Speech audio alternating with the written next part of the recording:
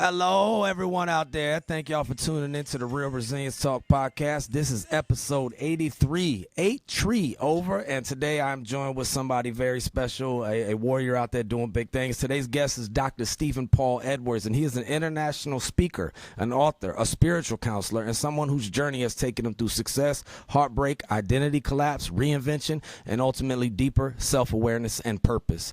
As y'all know, we talk on this show about a lot of things to do with all of those themes.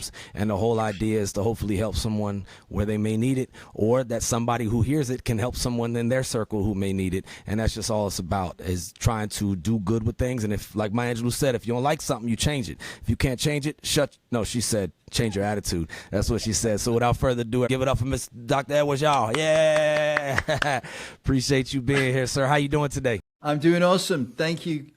Should I call you Cam or Coach Cam? Or? You do whatever you want, as long as you just don't call me Butthead. I'm good with that, sir. I'm gonna go with Cam. That's perfect for me. Yes, sir. Cam. Well, I'm really excited to be here. Thank you for asking me to come on. For sure. Based on what I know about you and what you're here to do, I'm really excited. I think we're gonna have fun, and I really believe and feel strongly that everybody's gonna get what you want them to get, with something of value that they can use immediately that'll make a change in their lives. That's what we want to do. So, hey, with that said, thank you again. And I'm gonna ask you what I ask everybody when we first start the show. The word resilience. You know, we can look at Merriam-Webster, we can look at all these different outlets and things like that. But usually, people have their own personal definition of what they feel like it is. So, with that, what is resilience to you, Dr. Edwards? Wow, interesting that you would ask me that question. I don't know if you ever heard of it. It's called the Heart Math Institute. It's out in California, and I actually did a whole course on resilience. Right there, it is. Can you believe that? Right, I love it. And that's a long course, right? So it means a lot, and there's a lot to it. However, what it means to me, in essence, is this: we're not born with resilience, right? Yes. It's something that we actually can, if you like, earn, right? Yeah. Through going through difficult times, to going through struggles. To no matter what happens, you know, and you've heard this a million times, man, it's not how many times you fall down, it's how many times you get back up, right? That's right. And that takes resilience, right? And so to get there, you have to have struggles in your life. So rather than believing that they're happening to you, you have to accept they're happening for you. Tell it. Yes. They're making you stronger. They're making you more prepared to deal with life. They're deepening your soul, your spirit, your character, right? And we all want to have those things, right? And without resilience, you can't get there. Yeah, I concur. Man, that's a beautiful definition. I'm sure I know some of my listeners in the car going, amen, like it's church or something. Yes, tell it. Yes. Go ahead, preach. Yes. Yeah, no, it really is though. It's real. And I also feel like another part of that is like we can kind of get complacent and we can lose those. I like the metaphor of saying it's like calluses, like David Goggins talks about callousing your mind, callousing your soul. We have calluses on our hands, but if we stop, picking things up, we're gonna have baby soft hands again, and it wears off. It's happened to me, man. It's happened to me, where you forget what you know, you take it for granted. Life is gonna kick your ass, right? That's so it. It's a never-ending journey, right? So yeah, I 100% agree with you, man. I concur. I think that's so true. You got to it's like going to the gym, man. You can build some muscles, but if you don't keep going to the gym, those muscles are going to disappear, right? That's right. That's right. Life, yeah. So good point. I love that analogy too, because here's the other part of it. No one else can go to the gym for you. No, right? Wouldn't that be cool? Oh my God, I'd have a whole staff. Yeah. I need you to work on abs today. I got this little love handle right here. I need you to work on that right there. Yeah, I got little calves. Keep doing calf raises. Yeah. But if you don't use, I tell my background's in the Marine Corps, but I used to make the joke with Marines because pull-ups is one of our big evaluation pieces with physical fitness, and but to me it's like resilience is like pull-ups and algebra. If you don't use it, you lose it. It could fall off, and we can have a downward spiral, and I love what you said too, that we can forget who we are. We got to remind ourselves who we are. That's powerful. It's one of the big parts of the book, man. It's a big part. Tell us about that. So you're the author of The Venus Flytrap. I love it. I love the artwork behind you. I love the play on the green. I'm a big fan of that. That whole the Joker colors. That's what I love. But yeah, tell us about that and anything else you want to expand upon, sir. Please. Sure. All right. Well, probably should start with a bit of background, right? Yeah. I brought it up because it was it was relevant to what we were talking about. So I come from England originally, right? Yes, sir. I was raised in a little town in England called Blackpool, and I had a very traumatic childhood, just like we all did, right? you know, when you say that, I was going, well, me too, right? Yeah. So I felt like I was always walking on eggshells, right? That I was in a very controlling environment, that I didn't have a voice, right? That I could barely move. And so I felt like I was in a straitjacket. And when I went to bed, I used to have to bang my head on the pillow until I was exhausted to get to sleep. So I said, like, I felt like it was in a straitjacket. I had this anger, right? This rage because I can't say anything. I can't do anything. Everything I do is wrong. It's never enough. All these things. Normal things that kids go through, right? So by the time I was 16, I was in a straitjacket. I was in a mental, an insane asylum, right? I mean, no kidding, right? And so I actually had an experience of mania, right? Which it was explained to me in a different way. But at that time, it was called manic depression. We call it bipolar now, right? Yeah. So they had to get me down, right? I felt so great. And one of the things they did is they used electroconvulsive therapy, ECT. I don't know if you're familiar with it, but it's basically putting electricity through your brain, right? Which fries your brain and causes you to go into a convulsion. Now, and it actually burns away part of your brain. And the idea is hopefully it'll burn away memories that will stop you having this experience again. Maybe it's worked for some people. But anyway, so what it did, along with the drugs they gave me, it put me into a terrible depression for a long time, an extended period of time. And then throughout my life, you know, periodically, not the whole time. But but the point is, I became ashamed of that. You know, that I had mental illness, right? Because back then, and even to this day in some quarters, it's frowned upon, right? It's like, ooh, you know, judged in society, right? It is. It is. So I pushed that down, and then it was reinforced with different things that may sound minor. You know, even when you would go for a job and write out an application, it would ask on the application if you ever had mental illness. Yeah. But what are you going to say? I mean, if you say, you might as well just walk out, right? You're not going to get the job. But again, it's a question that people are asking that makes you ashamed of it. You don't want to bring it out, right? And then there were numerous other things that are also in the book that made me feel ashamed, gave me the opinion that I'd done shameful things or shameful things had happened for me. And that, when you don't let that out and you don't have a way of communicating it because you're too scared, I mean, what are you going to tell? What are you going to tell your girlfriend, for instance? Yeah, you know, I've had mental illness. Oh, really? Okay, well, that was a nice day, and that's the end of it, right? It's true. Or even people in society, or your friends, right? Because you're going to be judged. That's your belief. Now, whether you are or not, it doesn't matter. If you believe that's what's going to happen, you're probably not going to bring it up, right? You're not going to bring it up. Yeah. So you're burying it, right? And without realizing that, you're only living half a life. Because you're afraid that people are going to find these things out. And then they're either not going to love you, they're not going to trust you, they're not going to appreciate you, they're not going to want to be your friend, they're not going to, all these things, right? So that was how it was for me. I can't speak for other people, but that's how I felt, right? And then there was a bunch of other things that happened in my life where I felt betrayed or whatever it was. And so I became a little bit of a rebel without a cause, right? So I got involved in because I didn't feel loved or appreciated in my own home. You know, you go looking for love in all the wrong places, right? Acceptance in all the wrong places. Everybody wants to find family, which is why I can relate to gangs and why gangs are very, you know, successful. Because they are playing on young people's need to have family, and it represents family to them, right? And so I did, right? Didn't necessarily get involved in a gang per se that had a name, but I was in a gang that and we didn't go out shooting people because that wasn't really done back then. And besides, they don't have guns in England. But you know what I mean? Doing drugs and all those kind of things. Right. And I did that for a while, and I was just really lucky, Cam. I mean, really lucky that I don't have a biochemistry that becomes addicted, right? My body eventually rejects it, whether it's a drug or it's alcohol, whatever it is. I never became addicted. And here's what I know. It takes a second to become addicted to anything. Right? Fact, yes. You can have one sip of alcohol and it's done, right? You can take a drug once and you're addicted. So I don't make any claims that I am better than anybody else in that regard. I was just very lucky. Yes. But I did use, and I started out with amphetamine, actually, before I did marijuana.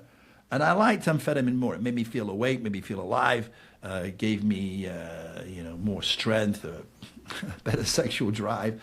Whereas marijuana just used to knock me out, make me paranoid, and make me eat. Right? That's right. Yeah. You know what I mean? So I'm not sure I like this anymore. I'm just doing it because everybody else is doing it. I'm not sure it's really good. It's not working for me. Anyway, bottom line is I went through this period in my late teens and through my 20s of, what do they call that? Being a rebel without a cause, right? So, and then I cleaned my life up when I came to America, which is in my late 20s.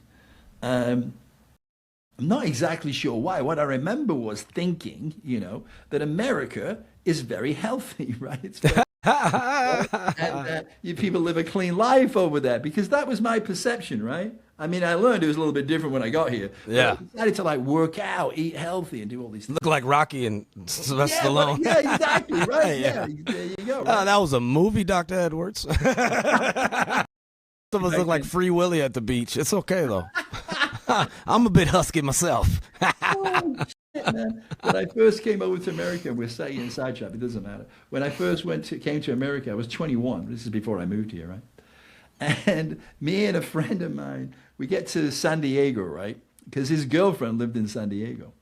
So we went to the beach, right? And, there's no sun in England, so we didn't have a tan. We looked like a couple of milk bottles, right? And so anyway, we just run out into the ocean thinking, no problem, we're just going to go swimming around, right? So the next thing, we don't even really look around. We're like 5 miles down the beach, right? And then the Coast Guard's coming out because we're in a rip current, right? I didn't even know what a freaking rip current was. Never even heard of it, America. Right? Oh my God, man. So finally we got to shore and we're like, holy shit, man. We don't know anything, right? We don't know what's going on here. So that was my first experience of being over here. And then it went from there, right? We did some crazy shit. But anyway, I moved here in 1989.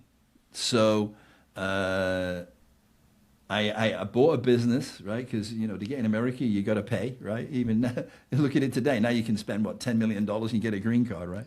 It was kind of like that back then, right? So I bought a business and then the business failed, right? Which wasn't new for me. I had a lot of businesses that failed, right? Which are all learning experiences. I went through my first divorce, and then I started working with Tony Robbins, right? Like Tony Robbins? Tony Robbins, yeah. Yeah. So my first wife was Indian. When you said that, my first wife was Indian, right? Mm-hmm. And people used to say, now, was she Indian or Native American Indian? And I would say, well, first of all, rude. Second of all, and then I go, second of all, I'll look into that. Yeah. So anyway, I married an Indian. She was amazing. And we had a wonderful marriage, except for one thing, and that is that she was my best friend and I wasn't really physically attracted. So that, obviously, we stayed together. We were married for 10 years. So that was an interesting experience, right? And it was also an experience that taught me that racism doesn't go one way. It's not a one-way street, right? Because her family were all from India. Mm-hmm. And for her to marry a white guy, that's just not acceptable. So that caused all kinds of problems and opened my eyes. I'm thinking, holy crap, I never would have thought for a second that people from different races would be racist against us, right? You just always think, well, it's white people that are racist against other cultures. But I grew up in a town where it didn't exist because it was a holiday vacation town. Mm-hmm. It wasn't industrial. There were no factories. And when people came over from other countries, of which they were perfectly entitled to do, because we colonized their countries, right? And part of that agreement was they could come to England if they wanted to. Well, they did, en masse, right? And it wasn't, I met Mandy, her name was Manjeet. I met her in Coventry in England. And Coventry is an industrial city with factories. And there were tens of thousands of people from India. I mean, there were whole parts of Coventry that didn't speak any English. And there weren't any English people there. It was like little India, right? Right. So she lived there, obviously, because she was Indian. And I met her through some work that I was doing there. And we just hit it off, and we became really, really good friends. She took me home, and her family were like, well, they're obviously just friends. I mean, she wouldn't even think about being in a relationship with a white guy. Next thing, we're getting married. You can imagine the whole freaking family, the whole community just freaked out. I'm not sure, but I'm pretty sure they had a contract out on me to kill me, so I couldn't. But anyway, we ran away. We literally ran away, man. And then we got married. And what was interesting is little by slow, the family came around. Her parents actually came to our wedding, which was unbelievable, right? Mm-hmm. So it just shows you that if you're committed to something, things can change that you would never think could change, right? Very true. So her mom used to treat me like her son, right? I remember one day she worked at the Jag, which was the Jaguar car manufacturer. Mm-hmm. And she'd walk home. It was like 3 miles. And one day she's walking home from work and she passed through a fruit stand, right? And somehow, some way, I'd mentioned that I liked watermelon, mm-hmm. right? Honeydew melons. So she bought like 3 of these honeydew melons, put them in a bag, and walked all the way home with those 3 melons in a bag. And this is your mother-in-law? This is my mother-in-law, right? Yeah. I mean, that's amazing, right? That she didn't think anything about it, right? So really amazing people. Anyway, so from there, we came to America together, myself and Mandy. And then I'd made the decision that I made a mistake. I shouldn't have married her, right? Because it wasn't fair, right? Because I knew that probably eventually it wasn't going to work out. Mm-hmm. But I also knew that I wouldn't just leave her because she'd be left alone, because she'd had to give up her family to be with me. She'd had to basically... And now she's in a whole other country, too. Yeah. Country, right? Yeah. So I wanted to make sure that she was fully reunited with her family. And the biggest part of that was her brother, her older brother, who had never forgiven her for this, right? He was a lot older than her, right? So he was born in India. And her father came to, we're getting so sidetracked here. But anyway, her father came to America. Right. Well, actually England. Her father came to England to start a new life for the family, right? Yeah. Took 10 years. And then when he came, his wife, her mother, came to England, that's when they had Mandy. So she was a lot younger than the rest of her family, right? Got you. And she was anglicized, right? Because she grew up in England. She'd never been to India. She was born and raised, yeah. Born and raised, second generation, right? So for her to marry a white guy wasn't such a big a deal as it was for the family, particularly her older brother who had an arranged marriage. Right? So he was bitter about that.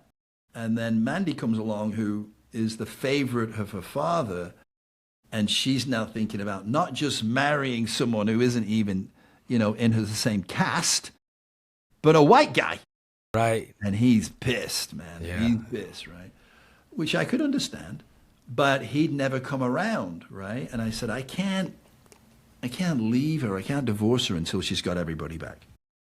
So finally, we get the brother involved and everything's back. And then we got divorced, which was very difficult. And even after that, we still spoke together every single day, multiple times, for 5 years. Even after the divorce? Even after the divorce. Wow. Until my mother said to me one day, she said, Stephen, if you don't let Mandy go, you're never going to have room in your life for anybody else.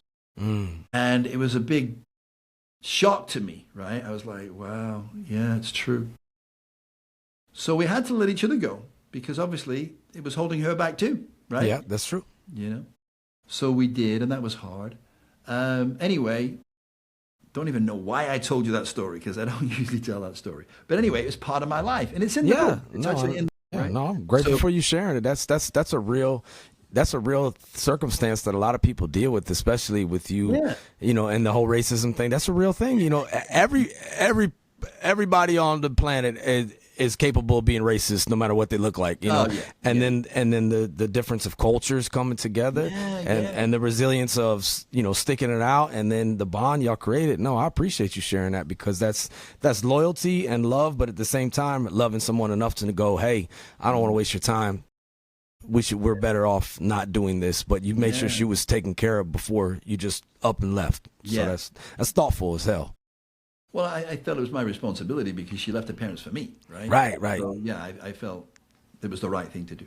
Anyway, so the next thing then was I started working for Tony Robbins, right? It sounds really easy, but it wasn't easy. You know, at this point, our marriage was over and our business was over too, right? So I had to figure out what I was going to do next in my life. Right? And so just, you know, coincidentally, which of course we know there aren't any, right? A girlfriend of mine, a friend, it was a girl, called me and said, hey, listen, I'm going to go see Tony Robbins tomorrow. I've got a couple of extra tickets. You want to come? Mm-hmm. And I'd bought his audio program, right? And I thought it was amazing. I went, yeah, I'm coming. So we went at a time when I was really trying to figure out what I was going to do next. So I see him on stage and go, I'm going to do that, right? Yes. It makes it look easier than it is, right? So anyway, so then I set about getting to work with him, right? So I found out that he has like 6 guys that go all over the country speaking and promoting his events. So I thought, well, I'm going to do that. So then I had to find out who hired the speakers, right? Mm-hmm. So I found out her name was Deborah Russell. And you had to put a video together. So I found out all the things. You had to put a video together, right? And then they would watch the video, and if they were interested, call you in and everything. So I'm a bit of an overachiever, right? So I'm not, what do they call that? A+ personality, whatever it is anyway. So I'm going to find a way to do this, and it's going to be really good, right? I don't half-ass nothing. I go hard. Yeah. I got a freaking TV studio to make the video in, right? That's how I go over the top, man, right? I love it. And I found out that you send the video, and there was a bunch of things you had to do, like homework or assignments that you had to do. And I did all that, put it all together with the video. It's like a VHS video, because what they were back then, right? So, and you had to send it in, and I sent it in overnight. So I knew that the package was going to be on her desk at 10 a.m. the following morning, right? Right. So then I call her up at 10:05. Right? And I introduced myself. Hello, Deborah. My name is Stephen Edwards.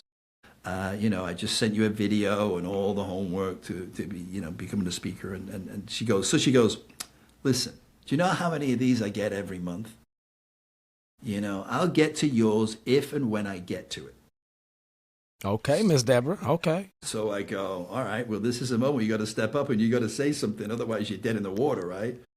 So I go, yeah, I know you get a lot of these, Deborah. I know you do. But here's the thing. You don't get any like this one. Right? So I go, take a look at it, and I'll call you tomorrow. She called me later that day. Wow. And she said, okay, here's the deal. We're going to fly you out here for a few days. If we like you, you're going to get to stay. If not, we're going to put you on a flight back. If you're open to those parameters, we'll have you out here. And I go, yeah, I'm in, right? So I ended up going out there, and I actually stayed there for 3 months. With Tony Robbins and his whole staff and everybody? Wow. Yeah, I actually went to his Christmas party. Yeah. And my first city that I went out and promoted was Portland, Oregon, in January 1995, I guess, because I think I went out there in 94. Anyway, and so eventually I became the national sales manager. I was on the board of directors of the company, Robbins Research International, right? And you want to talk about making a dream come true, manifesting something. It was just a powerful experience of what he teaches works, right? You know? It's true. So I lived it. And then I worked for Tony, and he said something one day that he probably thought was going to really secure me on staying with him for a long time. And it actually made me think, I don't want to be here forever. Mm-hmm. Right? This is the stepping stone on my journey to where I want to go.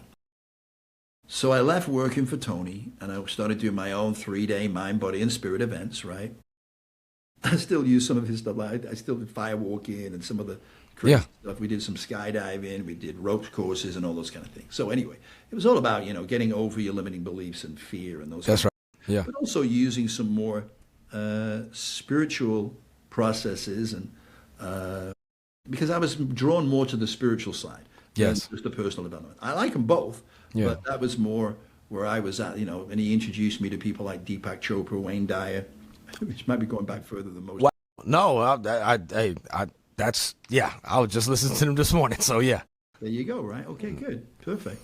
And then James Redfield and Neil Donald Walsh. Anyway, a bunch of people. So that was where I was more interested. And then what happened is when I started doing these events and people having these transformational experiences, people would come up to me at the end of the event and say, wow, man, that was amazing. Would you be my counselor or my coach or my therapist? And I'm thinking, and I go, yeah, I can't do that. I don't have any licensure to do that. Mm-hmm. And when you do anything like that at scale, you open yourself up to serious legal issues, right? That's true. So I said, well, I'm not going to go to college for 7 years and become a psychologist, right? And then someone said to me, well, you could become a spiritual counselor and you can get a PhD in that. And that gives you licensure to do counseling. I said, really? Anyway, so that's what I did. That's why I got the PhD in spiritual counseling, just so that I could provide counseling to people, right? Yeah. Not because I wanted to call myself a doctor, right? But what happened was, I have coaches for so many different things in my life, but I have a publishing coach, right? Mm-hmm. And so he said to me, look, I was reading here, it says you have a PhD in spiritual counseling. Is that right? I went, yeah. He said, well, that means you're a doctor then. I go, yeah, I guess. He said, well, you got to put that on your book, right? It's instant credibility, right? I went, really? Yeah. He went, yeah, right? So I did. I put it on my book. And then when people call me doctor, I go, yeah, I guess I am a doctor, but I just never thought of myself as being a doctor, right? Because, you think of a doctor as someone who gives, medical advice, right? So anyway, so that's how that happened. Kind of, again, you might think by coincidence, but there aren't any, right? So anyway. I love that. I love that you said that there's no coincidence. I have a friend of mine, he said, Karan Andrews, he's a TEDx speaker too. And he said that he doesn't believe in coincidences. Coincidences are God's way of remaining anonymous. And I was like, I was just going to say the same thing, man. Yeah, it's powerful. I told Tony that quote once before he was just about to go on stage. And guess what he did? Within 2 minutes, he used it. Yeah, it's powerful. Because that's how amazing he is, that he learns all the time, but then he uses it, he applies it, right? Mm-hmm. So anyway, and I'll think about who said that. It's this famous speaker who's a black speaker, and I can't think of his name right now, but he's the guy that I think coined that phrase, but I'm not 100% sure. But anyway, yeah, it's a great phrase. Coincidence are God's way of remaining anonymous. Absolutely. So anyway, or coinkydinks, whatever you want to call it. Coinkydinks, right? So, so I was working for him, and I met these more spiritual teachers, and then I got into the spiritual counseling side, and then I was doing my own events, 3-day transformation events called Transformation, and then I got into investing, very coincidentally, right? So I got approached by a large real estate training company that asked me to do my transformation events because they said they have a lot of students who come into the program that spend a lot of money, 25, 50 grand on education, but they never use it. They never do anything, right? Because they get scared, right? So they said, we were thinking if you would put one of your events on for our students to help them overcome their fear of buying real estate, of actually doing a deal or doing deals, right? So I'm like, for sure. But then I'm thinking, I haven't even bought any real estate myself. How am I going to tell them to do it, right? I'll fire them up, though. So I always remember the story of Gandhi. And I don't know if you've heard this story. And I don't know if it's true, but it sounds like it's something he would do. But anyway, there's this young kid who has an addiction to sugar, but he is a, what do you call it when you can't have sugar anymore? Like diabetic? Diabetic, right? Yeah, He's a diabetic. So he's almost killing himself because of the sugar, right? So finally, he takes some sugar and he faints and he almost dies. So his mom says, okay. But his hero is Gandhi. So she lives at the other end of the country, which, as you know, it's a vast country, right? So she gets her son, gets on a train, takes about, I think it's a 3-day journey from where she was to where Gandhi was. And, they're not the only people who want to meet him, right? There's lines around the building, right, to go meet him. So finally, they get into this room and, it's a hardwood floor and he's just sitting there in the corner in a lotus position with the windows open behind him and the curtains billowing because they don't have air conditioning. Right? So she goes to sit in front of him and says, Gandhi, my son is a diabetic and he keeps eating sugar. And if he doesn't stop, it's going to kill him. So would you tell him to stop eating sugar? And Gandhi said, come back in a month. She's like, what? So she leaves and she's all confused, right? She goes all the way back home, but she goes back in a month, the journey again, right? And they get back to the same place and he's in the same room, sat in the lotus position. And she takes her son up to him again, tells the same story. And Gandhi says to the boy. So she takes him back to Gandhi a month later on the train again, get to the facility that he's in, they wait, they finally get in to see him again. He's sitting in front of the window with the curtains are billowing and he's sitting there just as he was a month ago. So she takes her son to sit in front of him and explains the thing again. And she said, Gandhi, will you tell him to not eat sugar? And Gandhi looks at the kid and says, don't eat sugar. I just went back. That's it. Thousands of miles, came back here again. Why couldn't you tell him that a month ago?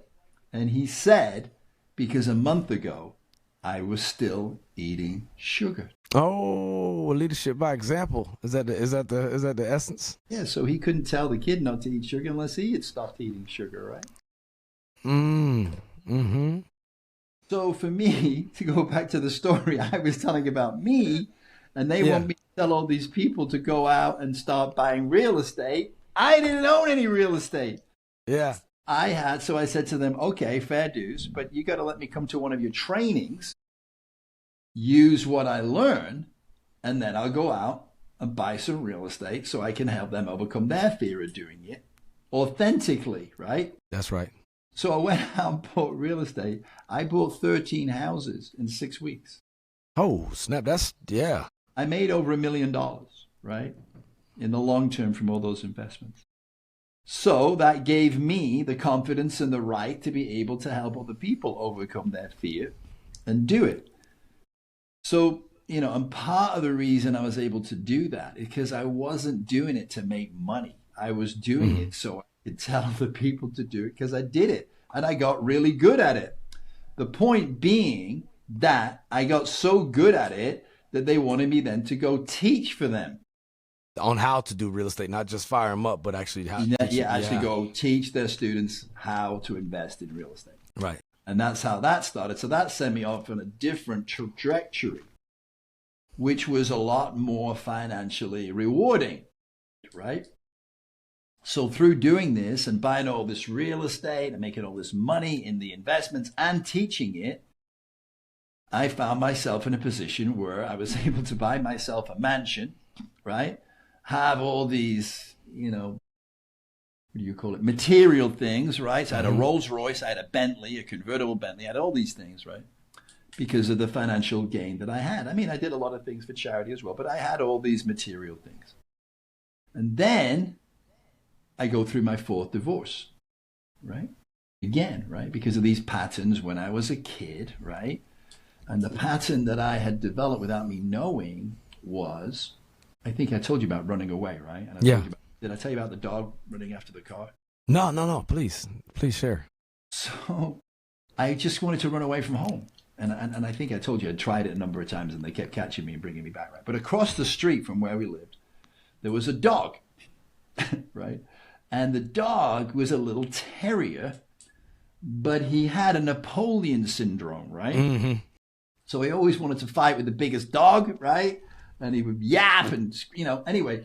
So he used to occasionally chase after cars. You talk about a big dog, right? And he'd run down the street, barking at this car, trying to nip at the tires. And of course, the car would run away, right? So in the dog's mind, he was showing that big dog who was boss, right? Yeah, that's right. You better go. Yeah.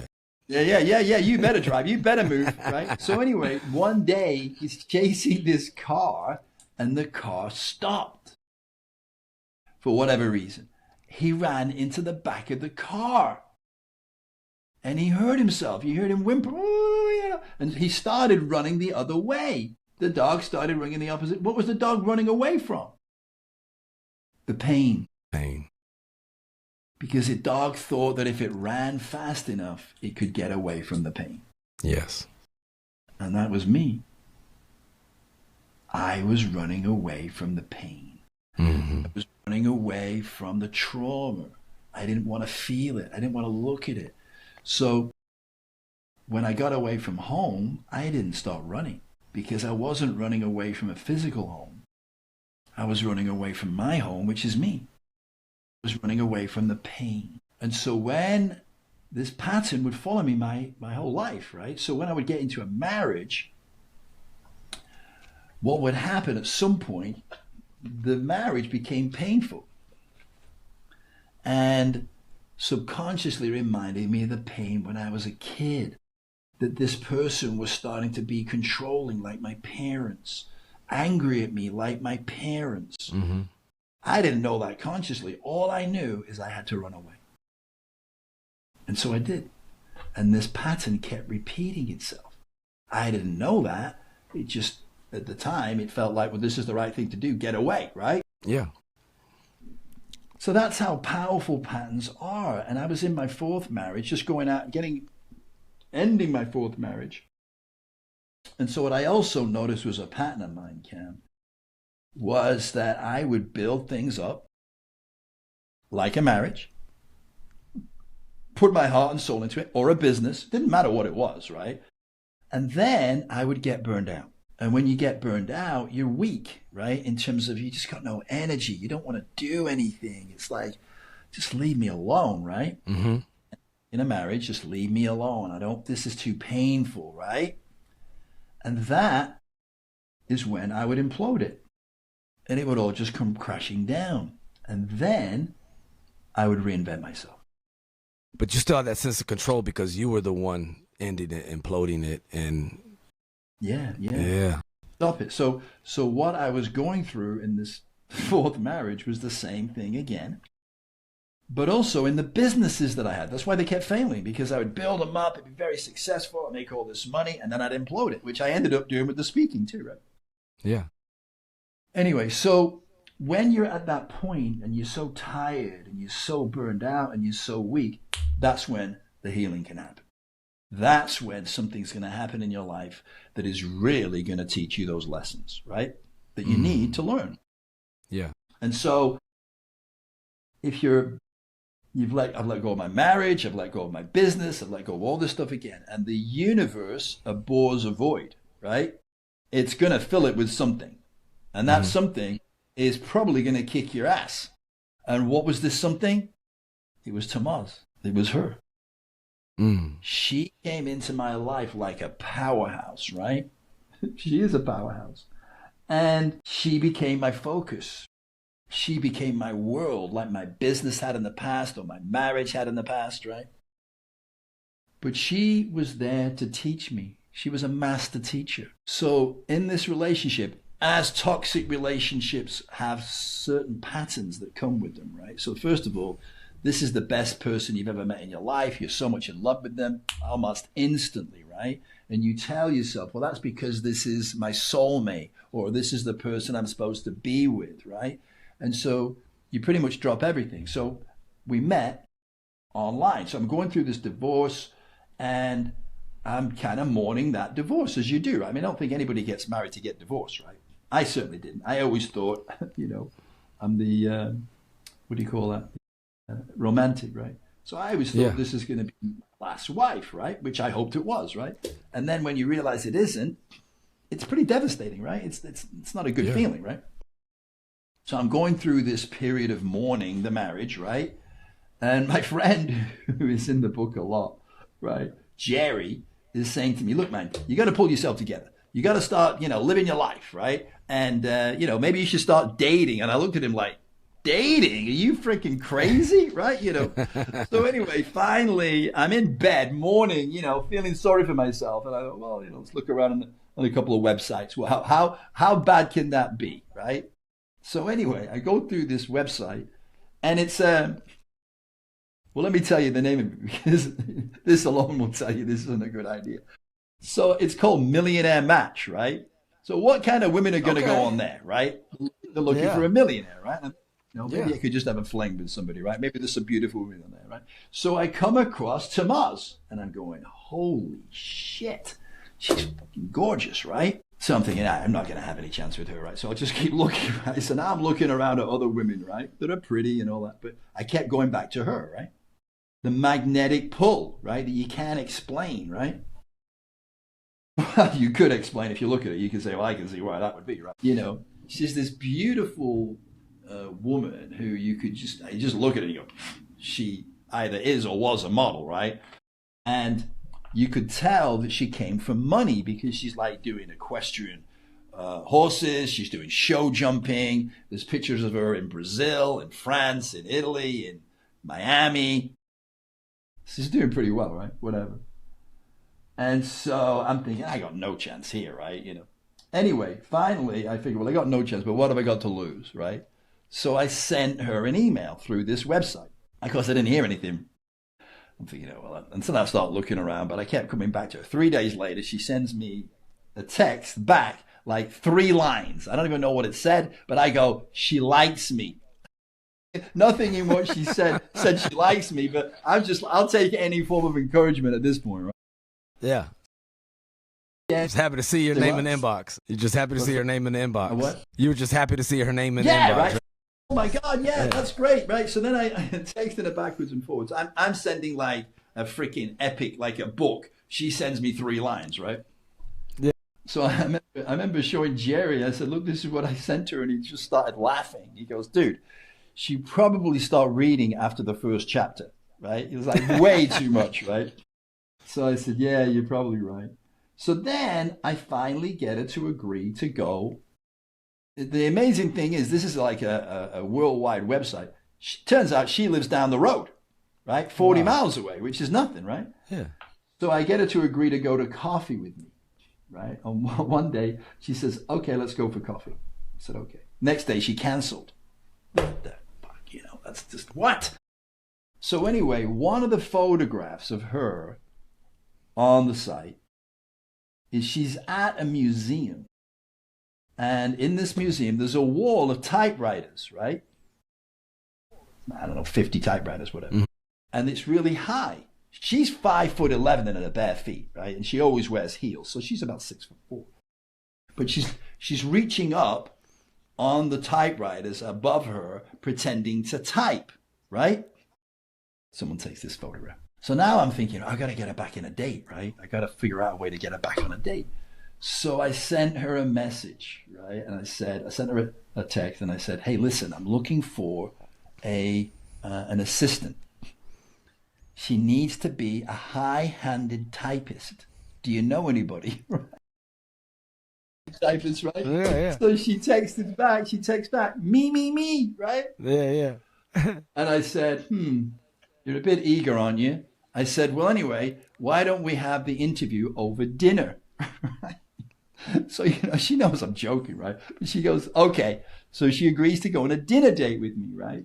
So here's the bottom line. This is what's crazy. So I'm thinking, I got to freaking tie this down, right? I can't let her cancel again. So I've got to do some things that are not going to allow her to cancel. So I told her I made all these arrangements, which I did. I went to extreme, insane lengths to make this a really amazing evening.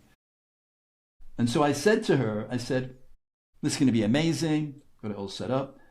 By the way, what's your favorite flower? So I'm letting her know I'm going to buy her flowers, right? Obviously not very subliminal, right? I go, what's your favorite flower? And she texts back, bird of paradise. So then, I like to joke around, you know that, right? So I go, nuh-uh, mine too, right? But then I go, it's a bit expensive though. So what's your second favorite? And I kid you not, she came back, Venus flytrap. Mm. She named herself and she named the book. Wow. She know that, right? So, and when she said Venus flytrap, my intuition went, whoa. You know, I didn't even know what a Venus flytrap was, but it sounds pretty ominous, right? Yeah, yeah. So my intuition went, she's dangerous. Yeah. She's dangerous. Poison ivy. What's going on here? Right? Yeah, see, right? And so I just went, so my intuition went, she's dangerous. And my mind said, yeah, but I like dangerous. Yeah, that's right. We can figure it out. You don't want to listen. Exactly, right? It's like, We'll I figure it knew from the first few minutes, right? The first few minutes, people tell you who they are. So I had that ominous feeling. So, and that's the dichotomy. Exactly who she is. She's this beautiful bird of paradise on the exterior, but inside she's the Venus flytrap. Mm. And so I knew in that moment that she was the Venus flytrap and I was the fly. She was constantly trying to devour me. And as the fly, I was constantly trying to get away. Mm. Which makes it funny too, right? Because the stuff we got up to, her trying to capture me, her trying to get everything from me, and me constantly getting away is freaking hilarious, the stuff we get up to. Yeah. And the way that we managed to stay, you know, me staying out of the jaws of the Venus flytrap and her trying to get me in, right? Right. It's very funny. It's also tragic. It's also a beautiful romance. It's also very sexy because I had a freaking huge sex room in the house, right? And she's a sex addict, right? I mean, and people go, well, dude, it couldn't get any better. What is wrong with you, right? And I go, yeah, I know. That's why I kept going back, right? Because it was so good, you know? So that's what kept me in it. And she is amazing. Her father's a genius, right? Billionaire, genius, right? So she was born into immense wealth. So when I found that out, I'm thinking, well, good, she's not looking for money, right? Right. But what I didn't know is, you know, I told you I was in an asylum when I was 16. So was she. Mm. I mean, talk about a mirror, right? Yeah. So her father put her in an asylum when she was 16 and she couldn't get out. So she was extremely, as you can imagine, angry at her father. Mm-hmm. Here she is, this young, beautiful girl, right? Who is born into tremendous wealth, used to getting whatever she wants, whenever she wants it, right? So her father puts her in an insane asylum. She's pretty pissed, right? And she's so angry at him, the anger turned to hate. Mm. So this is her mindset, right? This is the connection. So if my father doesn't love me, I must be unlovable. Yeah. That no man is ever going to love me.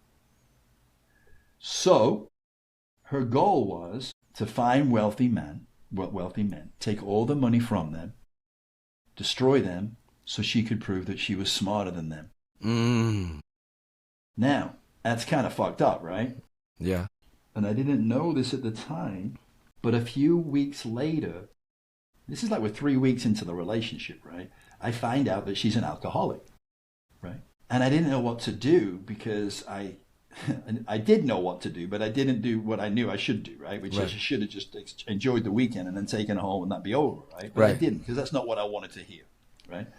So I called my friend Jerry over and I told him what had happened. And I said, what do you think I should do? And he said, dude, take her home on Sunday and that's the end of it. No big deal. But that wasn't what I wanted to hear. I said, you're no help, right? I want to fix this, right? Yeah. We want to be fixers.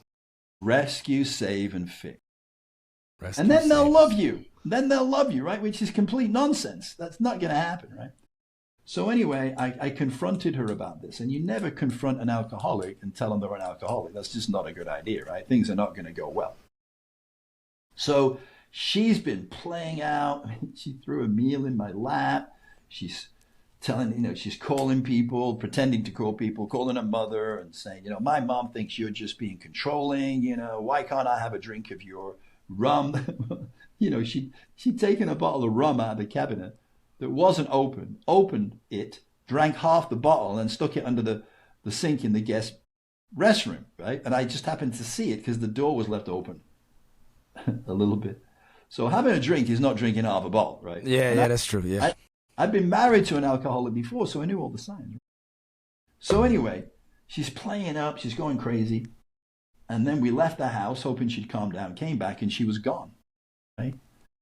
I mean, she was somewhere, but I didn't know where. She was hiding, which turns out she was very good at hide and seek because she played it a lot with her brother when she was a kid. Now, she's 5'11" in her bare feet. How she would get into some of these spaces, she's a freaking contortionist, right? Anyway, I decide at one point I need reinforcements, right? So when we first met, she'd given me her father's phone number, right? So I go, he's probably not going to answer. He doesn't even know who I am, right? But at this point, I'm desperate. I'm just going to call him, right? And I'm thinking he probably won't even pick up. He doesn't know my number. He won't know who I am, right? But he picked up. Wow. Now I'm really nervous, right? So I said to him, Mr. Kingston, you don't know me, but I'm dating your daughter, right? And so nothing, didn't say anything, right? So then I go, I don't know whether you know this or not, but your daughter's an alcoholic, right? And he goes, oh, yeah, I know. And I'm thinking, well, why haven't you done anything about it then? So then he said, I put her into rehab more times than I can remember. Last time I put her in rehab, it cost me $100,000, and she checked out 3 days later. You said you're never going to change her, right? He said, let me ask you this. Is she in your house right now? And I didn't want to say, yeah, but I don't know where she is, right? So I just said, yeah. He said, well, get her out and don't ever let her back in there again. If you do, you're a fool. That's a father. Yeah. Right? And he said, look, she's done this many times before. The last guy she did this to, he almost went to jail for 15 years, right? So you would think that would be the end of it, right? But no, it wasn't, right? At the end of the night, so what happened then is I thought, what am I going to do? So I'm going to call the police. I called the police. What do you think they said? Oh, yeah, we're already on our way. She'd already called them.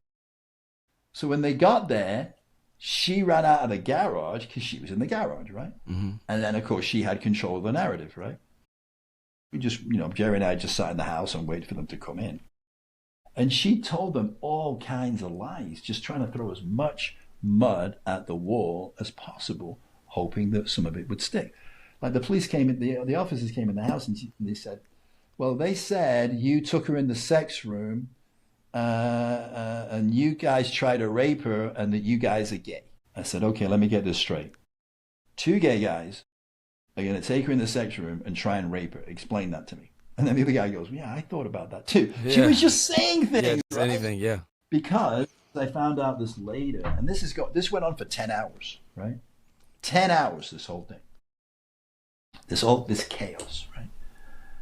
And they weren't going to believe us. They were going to take me and Jerry to jail, right? Because the police want to take someone to jail so that they can defuse the situation. That's right. I'm not blaming anybody, right? It's not always the guy, but it usually is, right? So they're looking for reasons to do that, right?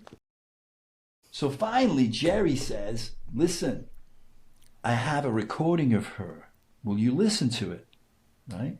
And one of the officers says, well, did you get a permission? And he goes, well, no. He said, well, then it's inadmissible. So Jerry goes, well, I'm not looking to be in a court of law right now. I'm trying to listen. There's a lot on the line here, right? I'm just asking you to listen to it and then before you make your decision. So they did. And it was, at the beginning when she's doing the crazy stuff, and they just said, okay, we get it.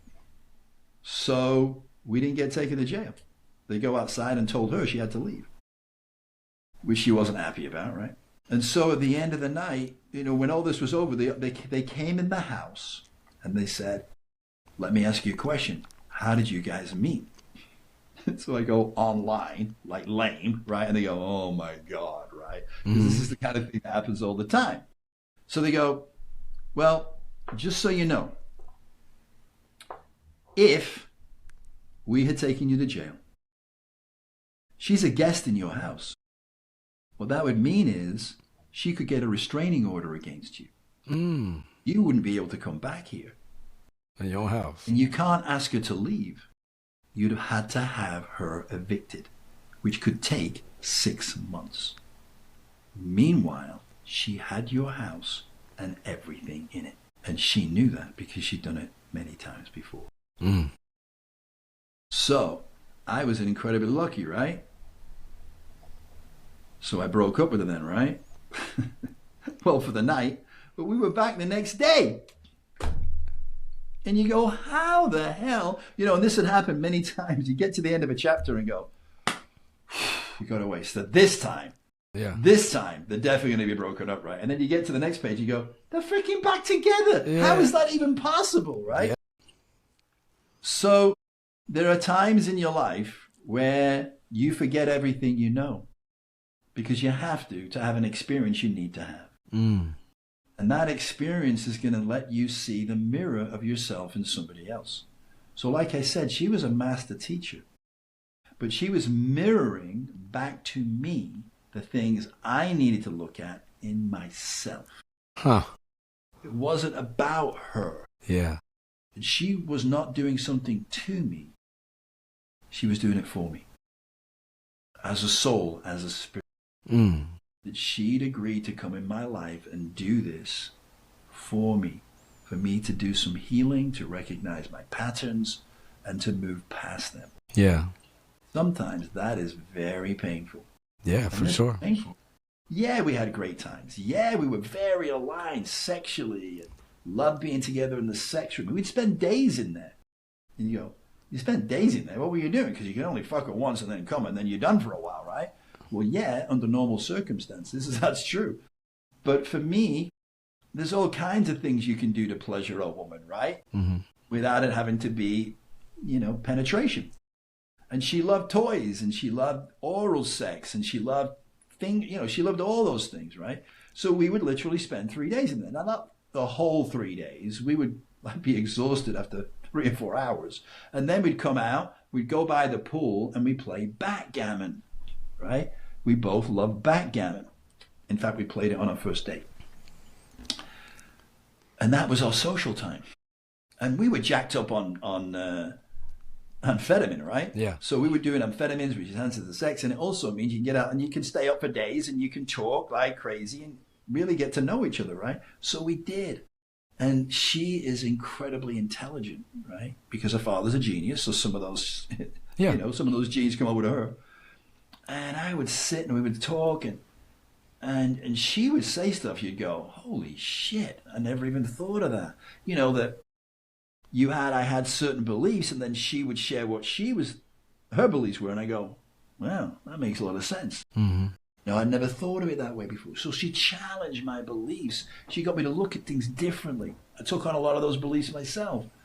And so it was an extraordinary experience. I mean, who wouldn't want to spend 3 days in a sex room with a, 5'11" supermodel, right? Not many, right?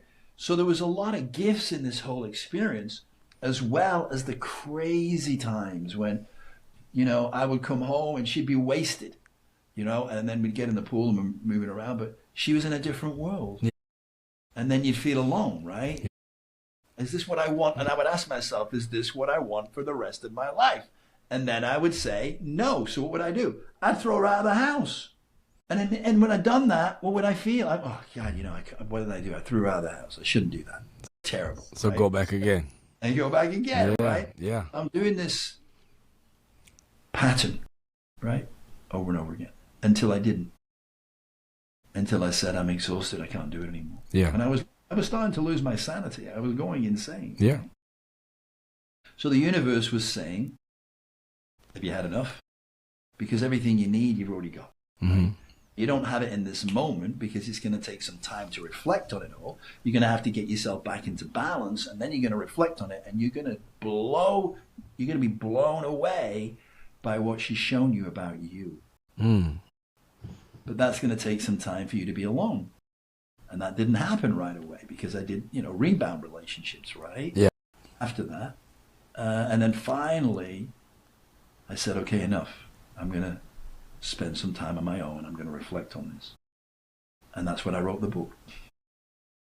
Is that when the lessons came to you because you were able to reflect and stop and pause? Yeah. And at that point, you were a spiritual counselor, PhD already? Before all this. Oh, okay. Before. Got you. So you just had more of a message, more of a proof to the pudding. And that's something to think about, though, to say that like she was sent to you as a mirror to learn things of what you were doing and how you needed to grow. But at the same time, there were good times, but, it was the whole process the ebb, the flow, but in that you were able to see that about yourself and how you were potentially destructive to your own self.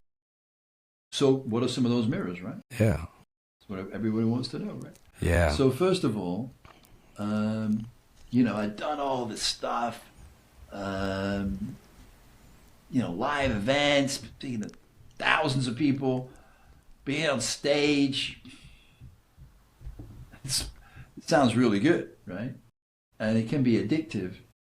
But, I'm throwing myself into it, 14, 16 hours a day. I mean, I would get up at 5 o'clock in the morning, go to work out, get myself a juice. I mean, I would take all this equipment with me, but my Vitamix juicer, the bedroom looked like a grocery store, right? Yeah. So I would do all these things. Then I would go down to the ballroom before the event started, get all my things in place. Then I would speak from about 9 o'clock in the morning till 7 o'clock at night. Then I would go and have some dinner. And then, we would have a team meeting. Then I'd go to have some dinner. Then I'd go to bed. Every single day, right? It was every minute of my life was structured and to the minute, right? Mm-hmm. Which is okay for a little bit, but not every day, not 365, 24/7, 365. You just eventually, you want to break out like I was when I was a kid. The environment is so controlled, I had to get out of it, right? And that's when I imploded it again, right? I didn't want to do it anymore, right? I'm too tired. I don't even want to speak again, right? That's how I felt, right? And that's when she came into my life. So what was she showing me? Well, one of the things about Tamaz is, by the way, of course, that's not a real name, right? Right. I mean, I protected the names of everybody properly. But she was showing me that she didn't care about anything, man. I mean, she was a brat, but at the same time, she was an authentic brat. She didn't make any excuses for it. It's like, and she even said to me when I would get mad with her, she'd say, listen, you knew what you were getting at the beginning, right? Yeah. And she would say, this is who I am. Stephen, I'm never going to be normal. But you don't want normal, right? That's not what you want. What you want is me, right? Yeah. And I'm going, shit, man, she's so freaking right. Yeah. I got to be prepared to put up with the rough, with the smooth, right? Yeah. And so I would say to myself, well, let's think about this for a minute. I could break up, and I did break up with her a lot of times, right? But I could break up with her right now, and I could go back to a kind of, mediocre life, right? A bit boring even, right? Or I could put up with a little crazy and have this incredible adventure with this wild, crazy, venturous, funny, sex-addicted supermodel. You tell me what I should do, right? Kind of thing. Right. What would you choose, right? And you get the taste of that chaos that's so familiar to you. So familiar to me, man. That's why I crave it, because it's what I know, right? It's what I'm used to. And we go for what we're used to, that's right? My home environment was totally crazy. Yeah. Right? My parents were freaking crazy in a different way. Right. But it's still that crazy, that chaos, and it gets so familiar. It's comfortable, even though it may be destructive. It's familiar, so it's comfort in that. Yeah. 100%, man. And that's why it was so difficult to let go. And so there were things happen. I won't go into all that detail right now, but there were things that happened that actually, crazy as it sounds, took the decision out of my hands. I didn't have a choice. I did not have a choice. Yeah. And I had to face that, which I don't know if it made it harder or not, but it was hard enough because I didn't really want to let her go. Yeah. Right? Still mad about her, crazy about her, right? But I had to in the end. I didn't really have a choice. But then you got to heal that, right? You go through all that. It's like having a death, right? Yeah, the grief periods, yeah. And in two ways, because I knew that once I come out of this, I'd never be the same again. Yeah. I knew that, right? Deep down. And so I'm grieving the death of the person that I was, allowing the person that I've now become into my life. And I'm grieving having to let her go and knowing that it can never be again. It'll never be again. We'll never be the same people we were at that moment. Yeah. The old saying, right? You never step into the same river twice. Yes, yes. So we're going to go in different directions here, and I have to let her go. And I also have to realize I can never be near her. Why? Because I'm probably still addicted to her, right? Yeah. And if I do, I'm going to be back in it again, right? That's right. So I had to cut off all ties, any connection, right? Not easy. So then the next part is, okay, so how do you heal from that? It's gradual, right? So you have to go back to being who you were before you met that person, right? Doing the things that are important to you. Meditating, working out, juicing, reading. The practices that you did beforehand that are a foundation of who you are. Yeah. And if you give those things up, the whole thing implodes, right? Your identity's gone, and now you got to bring it back. And that's not an overnight process either, No, right? not at all. You got to get back to, what do they say, back to basics, right? Or back to doing the things that give you a strong foundation of who you are. And then once you've done that, chances are, well, for me, you might have a rebound relationship, right? Because you want to fill that void. And it's just easy to do that, right? And I did. But then eventually, obviously, those relationships don't work because you're doing the same thing again, right? Yeah. And then you go, okay, enough. I've got to break these patterns. I've got to be reflective. Because like I said, I spent my whole life running away. Yeah. Right? Yeah. You know, as a spiritual counselor, you know, being in personal development, we tell people you got to journal, right? Journaling is going to help you because it gives you a chance to reflect on your life. And of course, I had a journal and I wrote in my journal. But guess what I never did? Read it. Exactly. I didn't read them, man.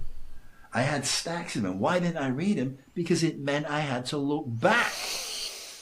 Yeah, that hits me real hard. Yes, sir.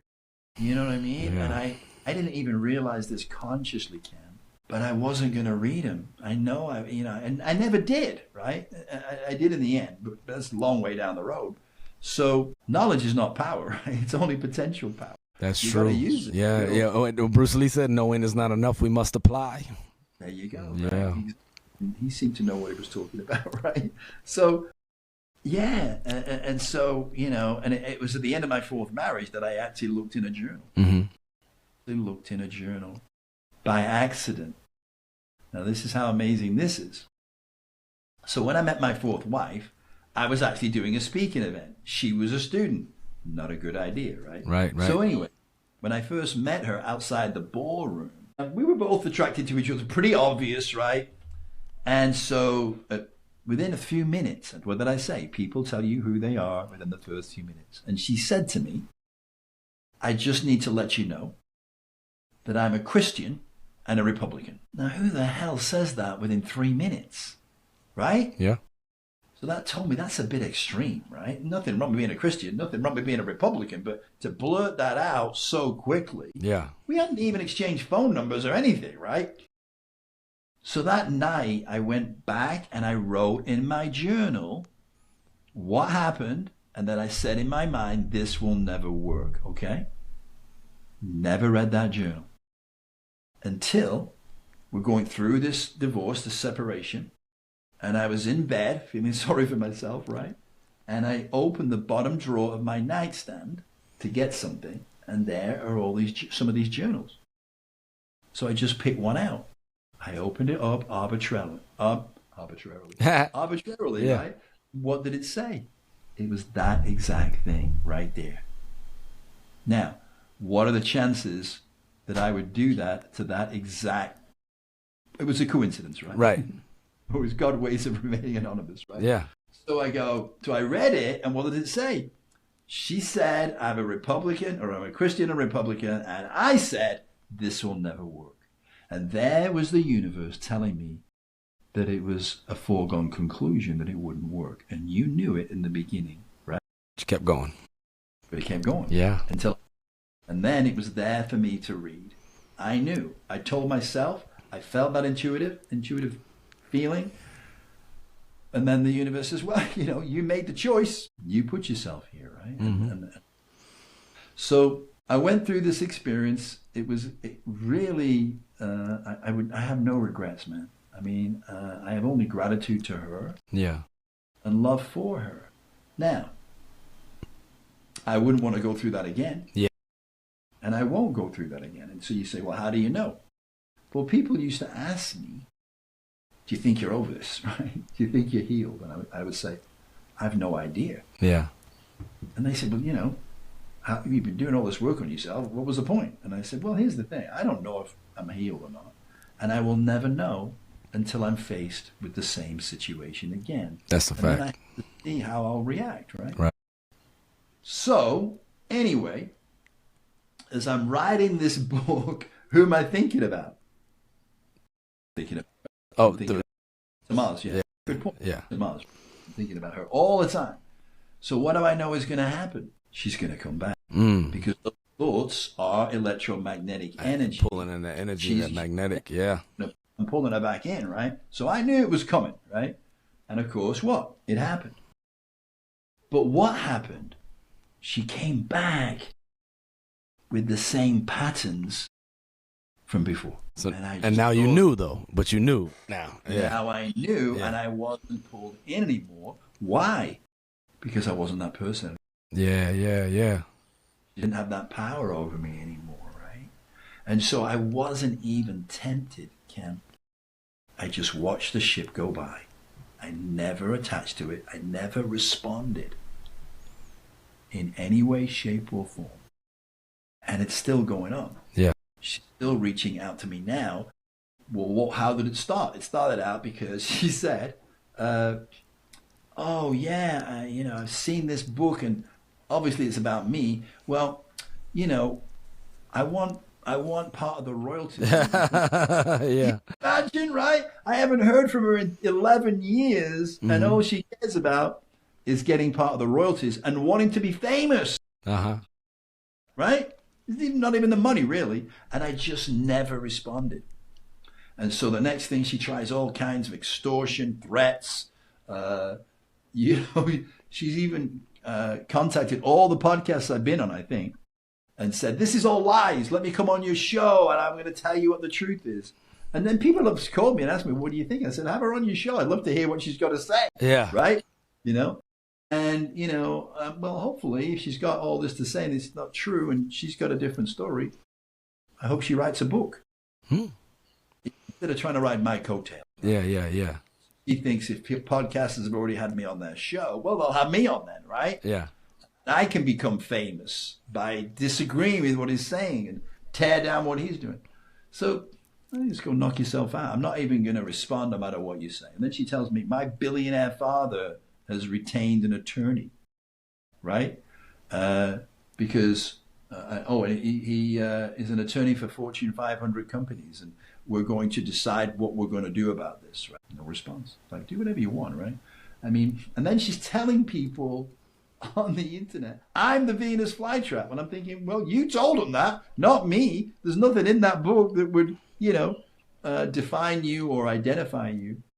Anyway, the bottom line is it's still going on. Yeah. And the good news for me is that I'm not being drawn in. I have no desire to get drawn into it, which I absolutely would have in the past. Yeah. I offended myself. I wouldn't have wanted to think that about me. I would have been doing everything I could to placate her, right? And that's why it's very confusing for her that I'm not responding in any way, shape, and I'm not doing it to be cruel. Right. You said yourself, you got nothing but good, fond memories, and wish you nothing but the best. But you have learned to have that callous, that resilience to be able to apply not just the knowing, but the applying of, hey, maybe I don't need to go back to what is so familiar and comfortable. And also to take care of myself. You got to. Myself first, right? Yeah. So I'm not putting myself in a harmful situation again, right? And I told you there was a reason why I had no choice. Yeah. So the madness and mayhem is never going to go away, and there's nothing I can do for her. Yeah. Right? Yeah. You'll never get treatment for it because of when she was a kid and she was put in an asylum for this. Right. Yeah. She's never going to go to therapy because she's terrified.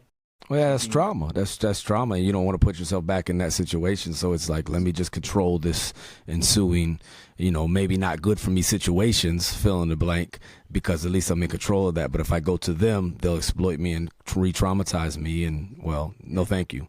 And it definitely takes you as the individual wanting to seek that on your own, not being, it's the word commit, right? It's such a strong word, but to be committed into something under your, involuntarily. That takes away your control. That takes away your power. So it's like, hey, I could probably mess this stuff up and make myself traumatized on my own. I don't need you, and that's that control thing, because I can do that myself these days. Yeah, but humans, we're control freaks. She even invited me to go to a retreat with her to heal the relationship. I'm like, and she lives in Mexico, right? I'm thinking, you think I'm going to go to Mexico and be with you? I'd probably end up in Mexican jail, right? Because you'd find a way to get me arrested, and then how am I going to get out? Right? Yeah. And that might be paranoid, but it might not be. Well, hey, you feel it for a reason. The spidey senses, sometimes you gotta adhere to them, because that intuition, right? And again, it's not because I don't care. Yeah. It's because I've got to make sure that I don't put myself back in the situation. Yeah, but I think that the through line through all of this is that we all do this. What your Venus flytrap was, and your relationships is the same as what a lot of us recreate through our trauma and through the familiarity, whether it's, pick a thing. I mean, the world is full of, like Dr. Olimpic talks about, dopamine nation. Like if you're not addicted to something, wait, it's coming to a website near you. It could be the phone, it could be attention, it could be fill in the blank, money, being on Amazon. It's not just being a wino in the park. We're all kind of addicts in our own way of recreating, especially those who've been traumatized, because it's soothing in a sick way, but that's why we're a little sick.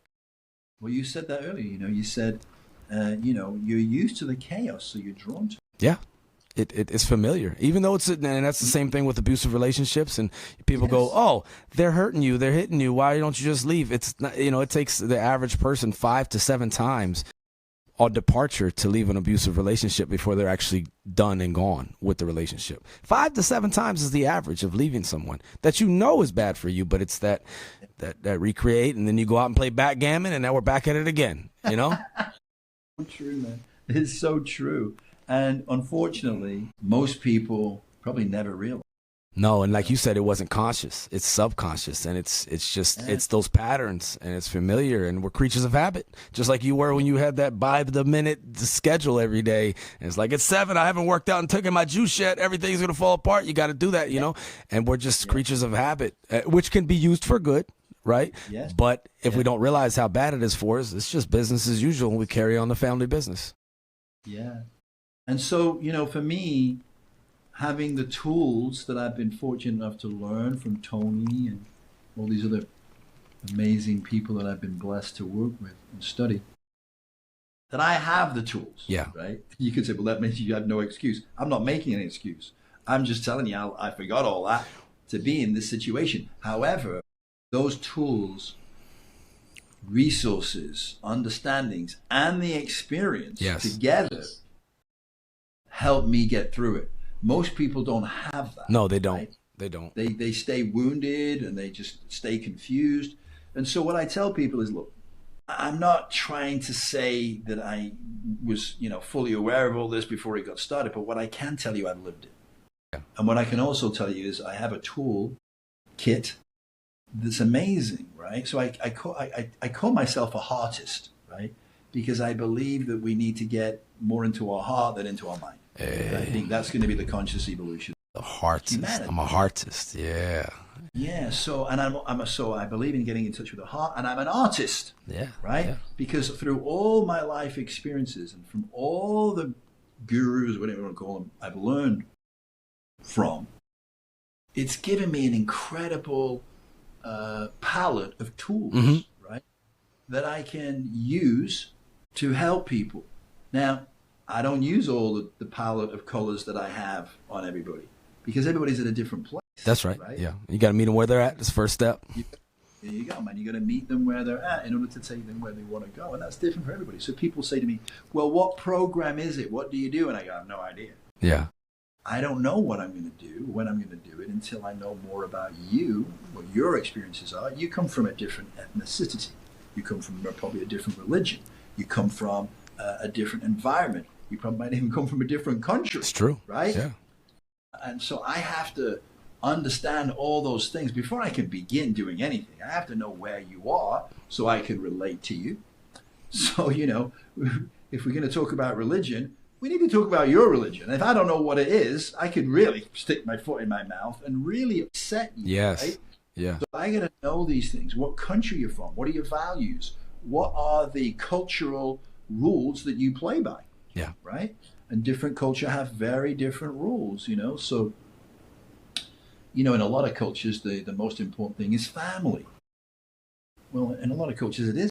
That's right. And we're as unique as our little QR code that nature gave us right here on our fingerprints. So everyone's as unique as that, right? So in order to really help someone, you have to, show them that you care. But when you seek to understand them and know them, that's showing them that you care, even if they've never had that before. So how can I really prescribe you anything if I don't know you? And I definitely don't even know what your illness may be potentially. That's a metaphor, everybody. Yeah, so once they know that you understand them, you understand their culture, you understand what's important to them and their culture, you understand their issues could be with being abused, it could be that they are the victim of racism, all those different things. I need to know that stuff. Got to. I know how to relate to them, empathize them, not sympathize. Big difference. Yeah. Yes. Yeah. But I can understand where they're coming from and then empathize with them, and then I can take them where they want to go. Yes. Right, where they need to go. Yes. But until then, I don't know enough. With empathy, though, there's the pity, which is like, oh, Dr. Edwards, you okay? And then it's sympathy, like, oh, I feel sorry for you. But empathy is, you know what, Dr. Edwards, I don't know exactly what you're going through, but I'm here with you. And we're going to figure this out together right? It's like that whole shame and guilt thing. I love how you a lot of people mess those up because guilt is something I did. But like Brene Brown says, shame is something I am. So you hate yourself. You are ashamed of yourself. And there's a big difference between that, just as there's a big difference between sympathy and empathy. And what people want is not to be coddled or babied or pandered to or patronized. They want you to genuinely care. And you can only do that by genuinely giving a fuck about them. That's what I say. Yeah, and she's amazing, right? Man, yeah, one of my heroes.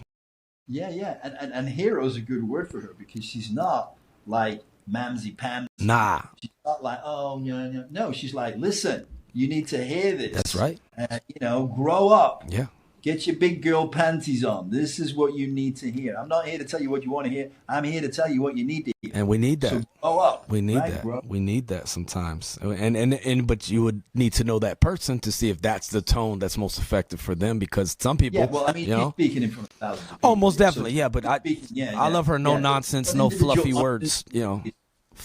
False teachers use flowery words. That's what Bruce Lee said. So, she doesn't. She just blunt, direct, Texas, up in your face, figure it out. And I'm here with you to figure it out, I agree. So let me give you one story. Yeah, please. Right? I have a belief, and I think I mentioned this, right, that nothing happens to you, everything happens for you. Yes. That can be really difficult to really live that, right? Oh, most definitely. Yes. So I'm going to give you one example that had a profound effect on my life, and it already had before this happened. So I was committed to this belief. Now, but I'm gonna be real with you, right? When things happen, that's not what immediately comes to mind. No, it's what the hell, mommy, motherfucker. Exactly, right? So during this relationship, we would break up all the time, right? But part of that was addictive too, because you break up and then you have makeup sex. Oh yeah, right? So people don't talk about that. That can become an addiction, right? That's the addiction, yeah. So anyway, at this point, we're broken up, and I travel, usually 4 days a week. And so we had a breakup, and she leaves. She takes my car, and she goes, God knows where, right? She goes on a binge, right? Which is fine. I mean, and it definitely wasn't the first time she'd done that. But I had to go on the road. I had to leave, right? So I lock up the house. Anyway, she comes back knowing that I'd gone, right? To get in the house, party while I'm gone, and then leave before I get back, right? Yeah. So anyway, she breaks into the house, but I put the alarm on, right? So the alarm goes off. Now, what had happened in the recent time of this, right? There'd been some incident in the community, and the police were very slow to react. So the community director called the chief of police, right, and chewed him out and said, listen, we pay a fortune in taxes, this is whatever, right? And so she chewed him out. So you can imagine how pissed off he was, right? So the next thing, the alarm goes off, right? In my house, right? In the nicest neighborhood in the whole community, right? So he's like, all right, let's show them how hot we can come in, right? So they come in like a freaking army, man. Yeah. So like 6 squad cars, 2 SUVs. They had the dogs.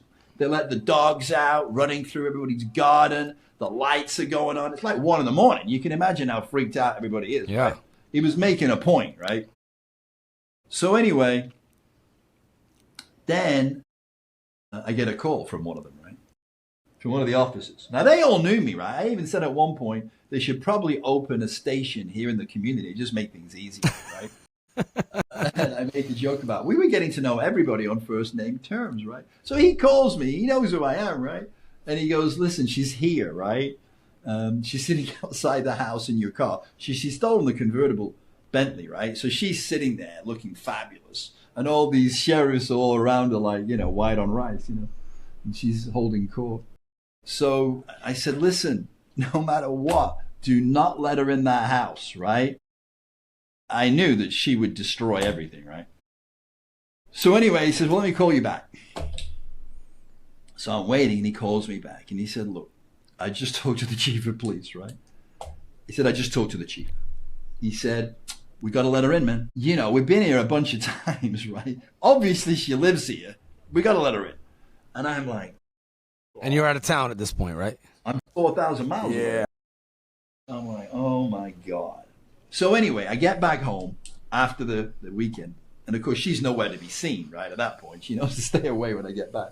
So anyway, I get in the house, and I look around, and everything's fine. I'm like, there's no freaking way. Maybe she's had like a brain seizure or something, because this is not what I was expecting. So I go in the kitchen, I put the kettle on, I leave, I come back, and the kettle's not boiling. So I go over to the kettle, I look behind it, she snipped the freaking wires. Now, do you think that's the only appliance she did that with? Nah, probably not. That was just you getting your that was your litmus test. Every freaking appliance in the house, the TVs, the lamps, you name it, she did them all. Wow. Upstairs, downstairs, in the office, the whole 9 yards, right? So then I sit down and I go, I know that's not it, right? I know that's not it. Now, when I was a kid, my mom used to send me to school clothes and that were way too big for me, right? Yeah. They look ridiculous, right? My overcoat would still fit me to this day. I'm not kidding. It was still fit. Hey, look, he grew into it. Look at that. Yeah. That's what she, exactly. That's what she said. Yeah. I would go home and complain, Mom, I got to get some new clothes. She goes, you'll grow into it. Yeah. Of course you did, right? So anyway, and of course the kids are merciless, man, right? They're going to freaking laugh at you and all that stuff, right? If you look stupid, they're going to tell you, right? You're stupid, right? And the teachers weren't any better. And then either, I'd be walking across the playground and the teacher would go, Edwards, come here. You know what I mean? What are you doing? I don't know, sir. Yeah. What are you wearing? Yeah, I'm not really sure, sir. My mom said I'd grow into it one day. Anyway, so bottom line is, by the time I was 9 years old, I'm buying my own school clothes. I had to find ways to make money, whether it's selling cigarettes or whatever it was. Right? And so I'm buying my own clothes. So my point is, clothes have become very important. Yeah. Because they've become a source of humiliation. Mm-hmm. So now I always wanted to look immaculate, have the nicest clothes and all those things, right? So at this time, I'm making a freaking small fortune, right? So I had a wardrobe to die for. And of course, that popped into my mind now, right? I'm like, oh no, please God. No. Clothes. No. So I go to the closet. Everything looks fine. Go into the closet. I pull back the clothes. She's cut them all up, man. Everything. And my shoes. Wow. Right? So I'm not going to try and tell you at that point, I go, well, this is happening. Pissed, man. I'm so pissed. But wait for this, right? This is the powerful part of it, right? So I'm pissed, man. I'm so mad.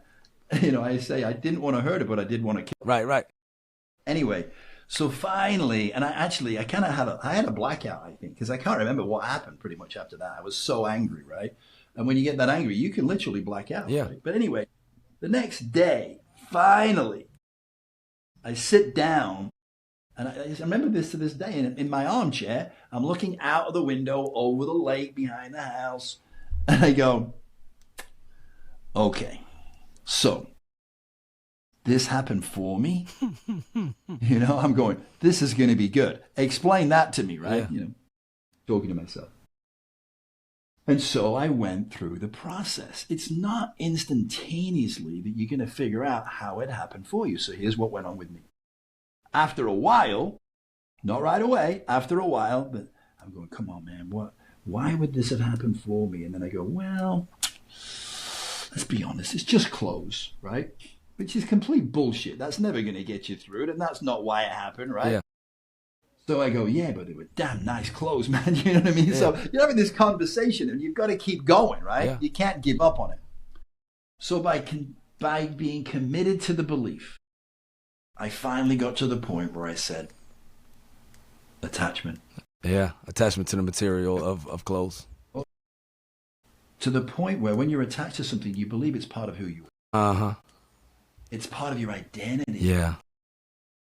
And I'm going, I'm not those clothes. Yeah.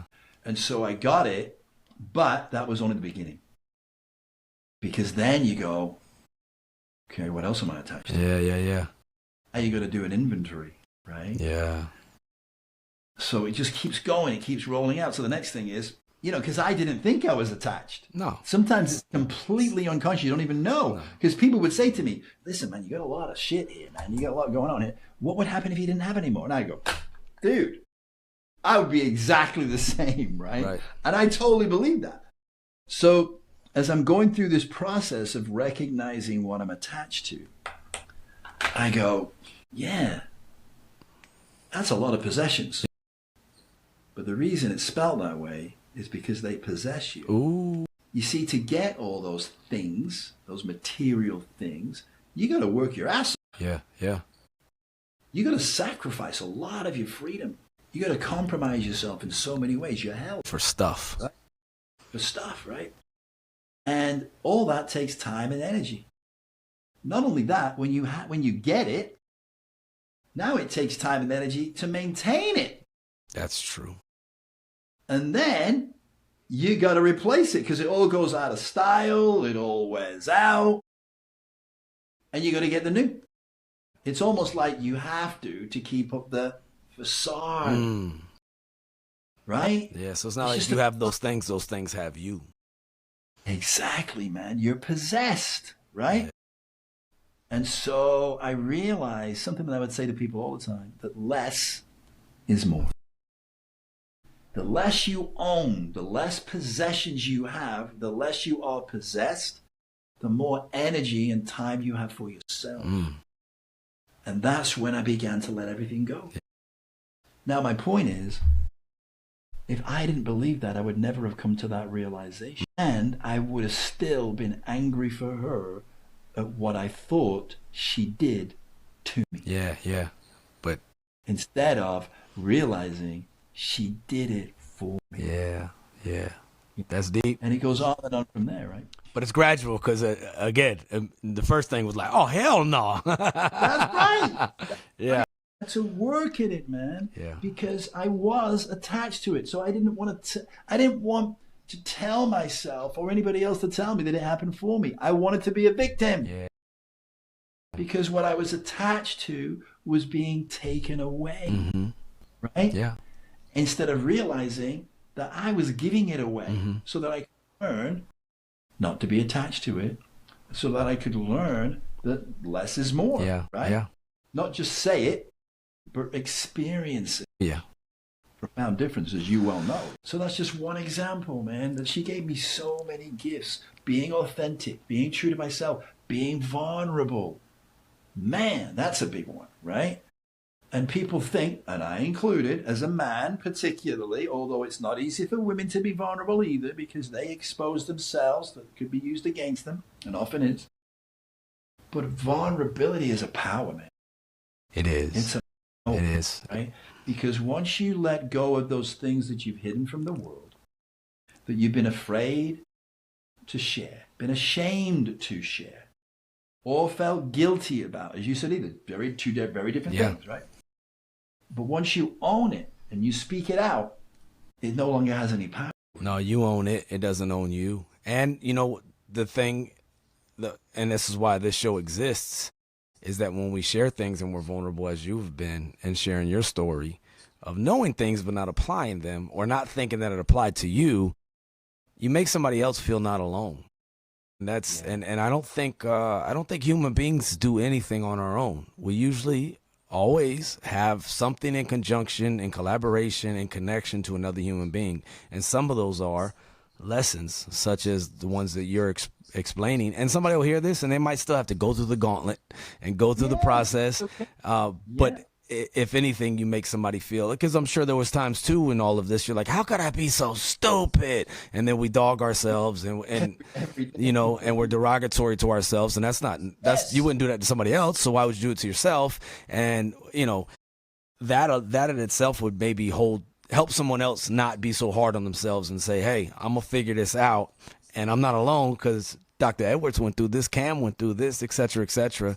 And there's something in that connection and that unity of humans of saying, you know, why are AA meetings so effective in A? Because we're all there together commiserating and explaining our vulnerabilities and saying, well, I know I'm messed up, but I'm not as messed up as her or him. Actually, they're more messed up than me, but we're all messed up together, right? You know, that was a joke, everybody. Yeah. That was a joke, but it has that solidarity. Yeah, so I did feel alone. Yeah. I did feel stupid. Yeah. Of course I did, right? And of anybody, I had absolutely no excuse, right? Yeah.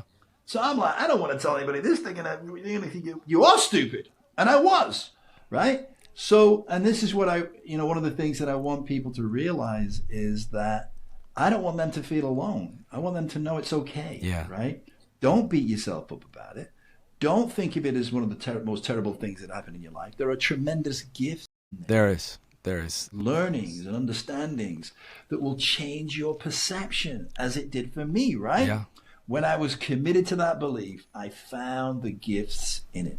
But you got to be committed to that, right? Yeah. Because it's just too easy to say, as I could have done, she just did this to me. Yeah. And people are going, no, she did it for you. No, look, I got the receipts. She cut up my clothes. Yeah. She cut all the cables in my house. She did that to me. No, bro. She did it for you to wake you up, to get you to look at those things in a different way. Yeah, right. So you could see the gift in it, right? Not easy, man. It's not easy to do. I'm not trying to tell people it's easy. Oh, no, you said it yourself. It's a process. You got to digest that. You know, you might even have to shit it out for a second and then go, oh, damn, that was some stinky shit. You know, the whole process, metaphor, everybody. You know, you're not going to take a shit and fix everything, but the gradual process of the digestion and the maturity and then the processing of it in a healthy way. Like you said, you're framing it with you're committed to that outlook to where you can not convince yourself that it's not true, but actually find the truth in it and the lessons in it so that way you can grow, which what I hear to a more authentic version of who you are, not just what you read or what somebody else said, but actually what you know and you've applied. And it's like, nah, this is tried and true truth. And this is authentically me.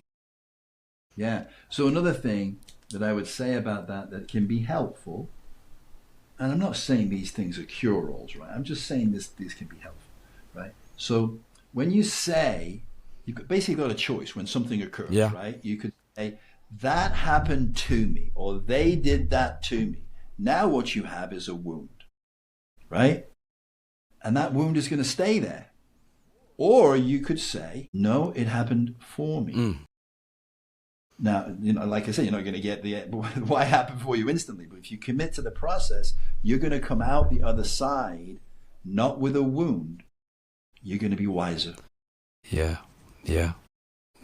And what Benjamin Franklin said, the things that hurt instruct. You know, that doesn't mean be a masochist, everybody, and go searching for these things. Hang around a while. Life will deal you some pain anyway, but to take the beauty of it. Because, you know, I always say with grieving, grief of any kind, but, you know, recently I lost my mother. Recently my Marine Corps career ended that I've known for 23 years. There's grief from a lot of those things. But I will say with the pain of grief, it is a beautiful pain because it's proof that you loved. It's proof. It's like the tax we pay the universe for love. And you don't grieve things you didn't love, even your relationship with Tomas, you know, and it's grief. And if nothing else, it's the grief of the hope that it could have been different, but you never step in the same water twice, right? Same creek twice. So you learn, you grow, but it's a beautiful pain in the end. Don't nobody take it out of context, okay? Out of context. Yeah. I'm gonna start cutting myself so that way I can feel better, and it's beautiful. No, dumbass. Nobody said that shit. Don't take it too far. Take it shit too far. Because that would have been me earlier. You do have to qualify some of that. You got to. People are going to go, yeah, I'm going to cut my arm off. It's going to be That's going to be great. I got a story now. Hell yeah. No. Nobody's saying that. I made this happen for me. Yeah. No, stop. You take a shit too far. Damn it. I say that because I have to do that disclaimer to a previous me, because I'd be like, yeah, I do that shit. Yeah, I'm going to go for it, right? Yeah. It's so crazy you said about the banging of the head, too, as a child. I have siblings that did that growing up to go to sleep with the head banging. Yeah. Yep. It's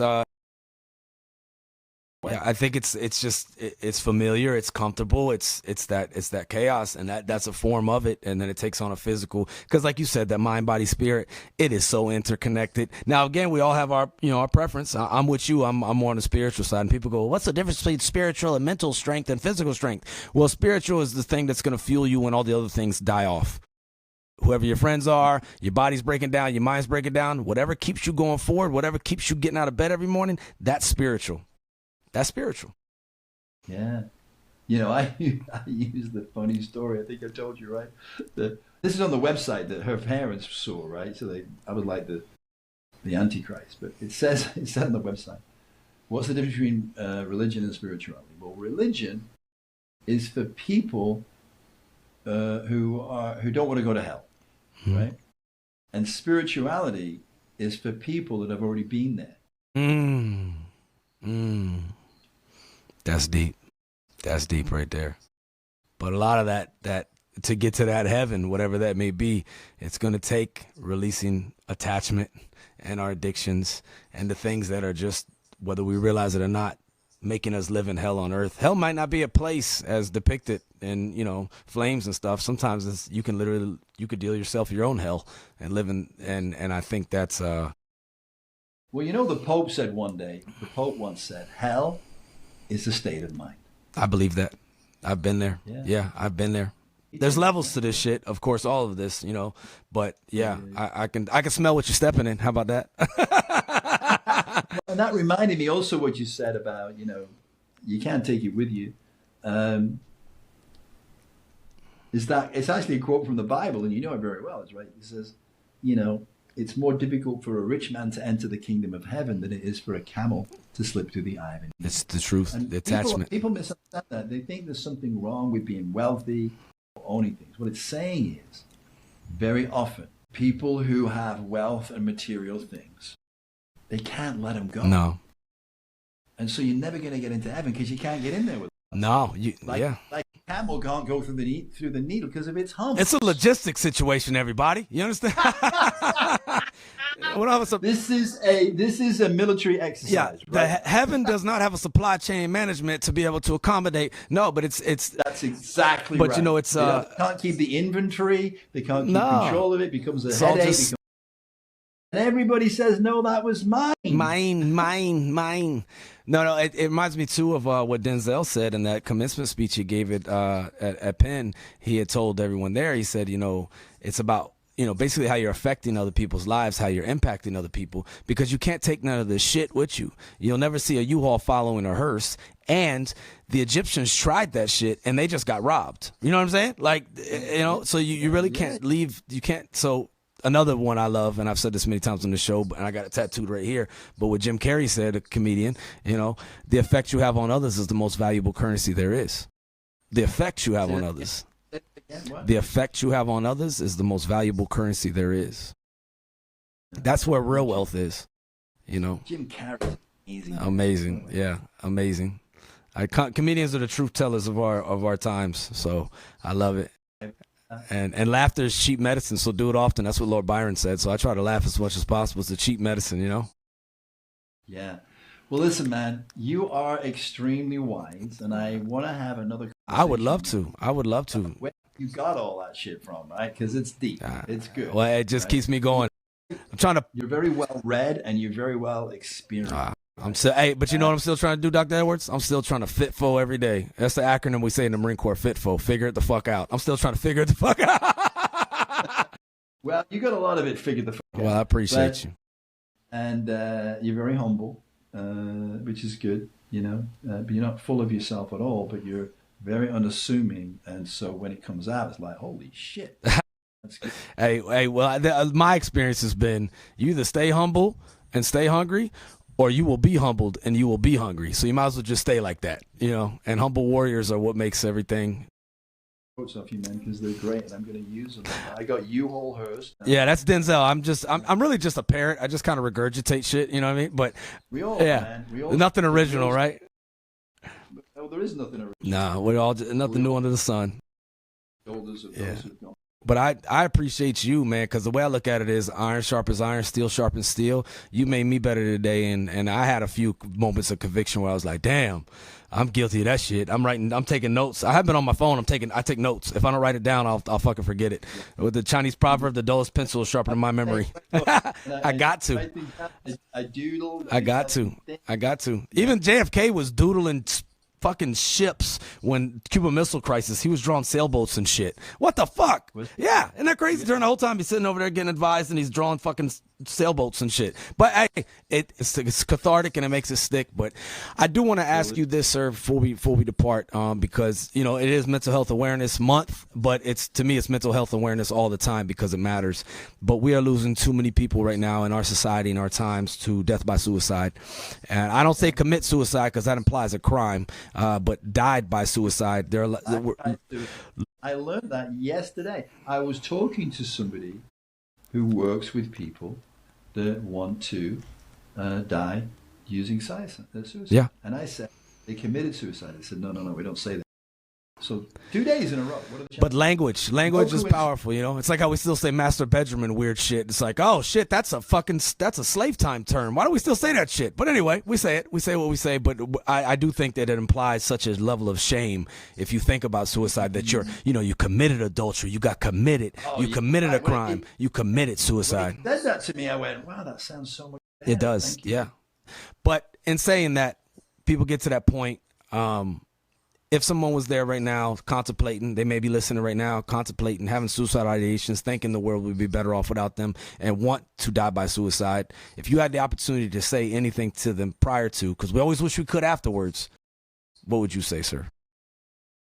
Well, one of the things I say is, can you remember a friend, whether now or in the past, that you truly loved? And not always. Some people say no. Everybody hates me or whatever, right? But usually you can get them to think of someone that they love, right? And so, and then you would say, well, let me ask you a question. If they said they were about to use suicide to leave this earth, what would you say to them? Mm. So rather than me telling them something, allow them to tell themselves. Ooh, that's powerful. Yes, you are a doctor. You are. Because that's grounding techniques 101. And that just takes them right out of that limbic system and that lizard brain and puts them right in that strategic. That's deep. Well, yeah. It's, we know the answers, man. Yeah. And so if you just have faith in that, and that goes back to what we talked about earlier about sympathy. Nobody wants your sympathy. Take that shit somewhere else. Terrible thing because it's condescending. It's so condescending. Right? Yeah. Oh, you're not as good as me, so I feel so... Such bullshit. It is. So when you see everybody as a whole individual and know that at the very core of their being, we're all fully enlightened. Right? Yeah. We're all fully enlightened. So they're playing a role for you to do and say the right thing. Yeah.